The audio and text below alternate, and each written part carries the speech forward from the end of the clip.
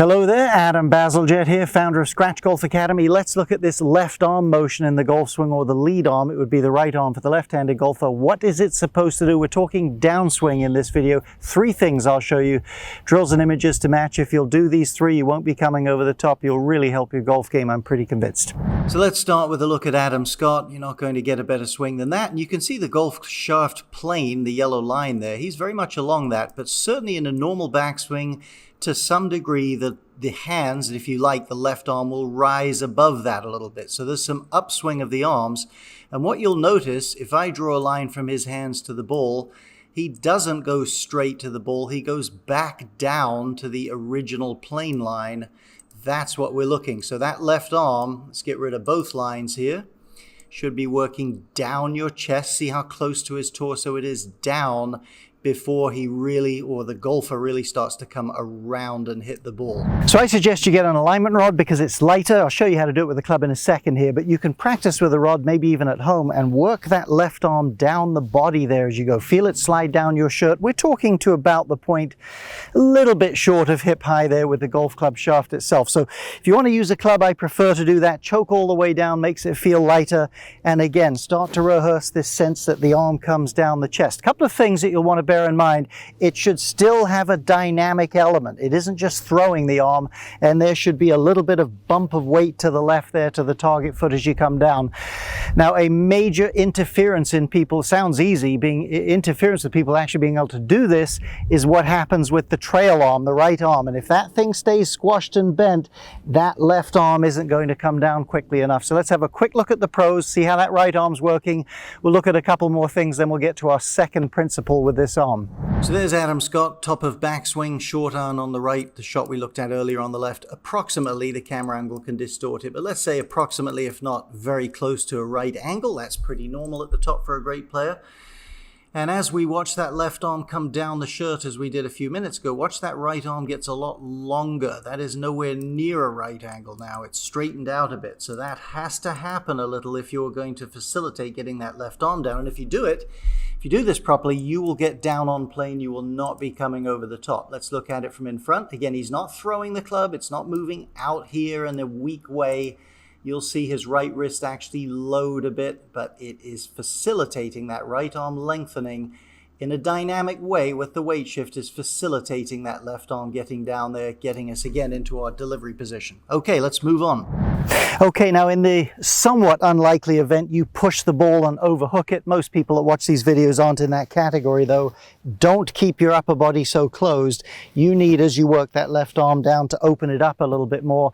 But the vast majority of people get too steep, and they should really feel, notwithstanding some bump towards the target, that the upper body stays more closed early in the downswing and doesn't open up and pull the club towards the ball. Okay, number two thing the left arm should be doing, or a part of what it does in the golf swing, is once you're down in this general position, now we have to get the club shaft around and onto the ball, so it should rotate towards the ground and towards the golf ball. That would be in conjunction with some body rotation, of course, and that's how you want to try to square the club. You don't want to be too flippy with the hands, and certainly if you come down steeply, you're going to have to block the shot a little bit. So if you can get in that slot, let's try a couple of pumps down there in a good spot. Now from about here, I'm feeling the back of my glove and the back of my arm rotate in towards the golf ball, like so. There's a little three-quarter shot. Start to get it square pretty consistently from this good slot. Let's have a look at our number three principle with this arm. Okay, the next thing, the third and final thing this lead arm should be doing through impact is to stabilize, and that really comes in two ways. Number one, firming up at impact. If you've ever watched baseball on TV, I don't think you've seen too many players hit the ball like that. Tennis players, one-handed backhand, stabilize the left hand. It has to firm up. There have been a couple of great players over the years that were a little bent through the ball like that, but not most. Many great players, left arm looks slightly bent at the top, but they pretty much all look stable as they come through. We'll talk about that in just a minute, why that's so important. The other thing is, as you get down near impact, Your arm should stabilize in terms of not dragging and chicken winging. At some point it has to stabilize and slow down enough to let the club snap beyond it a little bit. Let's have a quick look at a pro, or a final look at a pro, then out will come give you drills here. Aaron Baddeley as a younger player there on the left, two-time Australian Open champion. Jack Nicklaus of course on the right. So let's have a look at this left arm as we come in. So watch how his, and again, not every great player looks just like this, but this is the general look we're after, the general principle. Watch that left arm get solidly up against the side of the chest there. Look how firm and stable it is as he hits. Club head's able to pass the hands a bit. Let's have a look at Mr. Nicklaus here, my boyhood idol for sure, and still.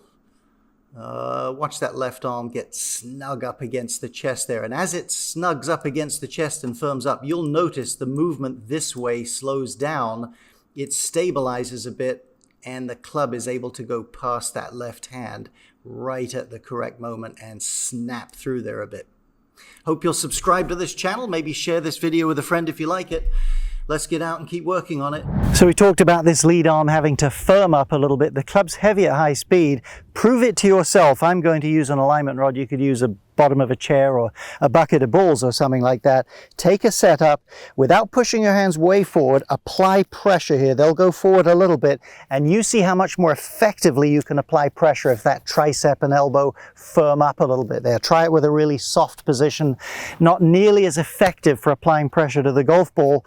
And then in terms of allowing the club to release a little bit, and we're assuming some lag and all that stuff here, that you haven't thrown the angle and the face is really good. In terms of that, a great feeling, I think, is get this tricep up against the outside of the chest or the inside of the ribs there, and hit some little shots and just stick that thing to your ribs. Try not to overturn through the ball, because again, your turn can pull it out of the way too much. Hit some little shots like this. Let's choke down a bit. That's it. I really felt that stabilize, and I can feel not only firmness here, but I can feel it's natural. When this thing hits the brakes, that club releases well and pops by the hands. You look at the pros on TV, that club looks like this about here. So many golfers, it looks like that. Let's try it again. Rehearse it a little bit. Tricep against inside of chest. Like that. Hit that a little bit of fat shot there, but I don't care. I got the feeling there. Practice those, just a handful of those, then hit some big shots, then a handful more, and mix those in. You'll start to develop a great feeling for a dynamic and stable impact. I hope this helps you.